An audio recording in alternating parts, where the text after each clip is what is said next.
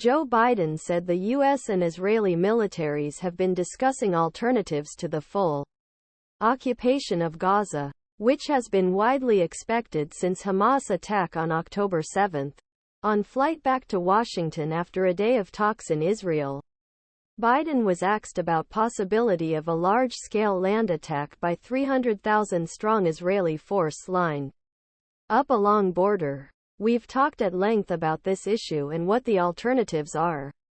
Our military is talking to its military about what the alternatives are, the president replied, but declined to elaborate. Biden's comments came a day after Israel Defense Forces spokesman Lt. Col. Richard Hecht first cast doubt on whether a ground offensive was inevitable. Everyone is talking about a ground attack. But maybe something different will happen.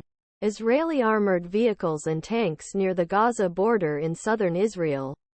HollanderUPI Since Hamas rebels breached the border fence around Gaza, slaughtering nearly 1,400 Israelis, mostly civilians, and taking more than 200 hostage.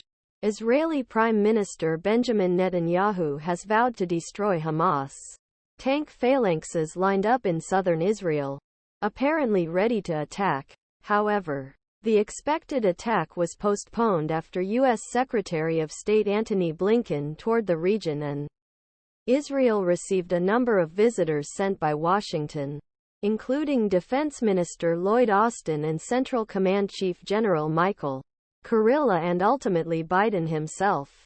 They all brought same message to avoid mistakes United States made 22 years ago after September 11 attacks, intervening militarily to diffuse national anger without considering long-term consequences. U.S. officials in particular have warned that a massive ground offensive could lead Hezbollah to retaliate from the north and risk a two-front war. There are currently conflicts on the Lebanese border almost every day. This, they say, create a humanitarian disaster for which Israel be held responsible and there be no guarantee that it succeed in destroying Hamas.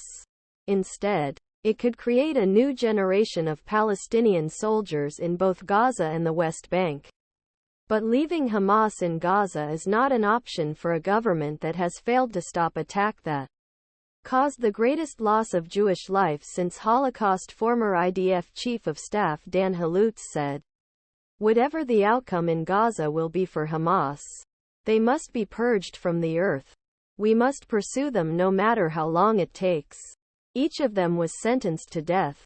One faint hope harbored by U.S. diplomats is that Hamas, under unanimous and persistent pressure from the Arab world, may be forced to leave Gaza for an agreed-upon sanctuary, just as the Palestine Liberation Organization left Lebanon for Tunisia in 1982.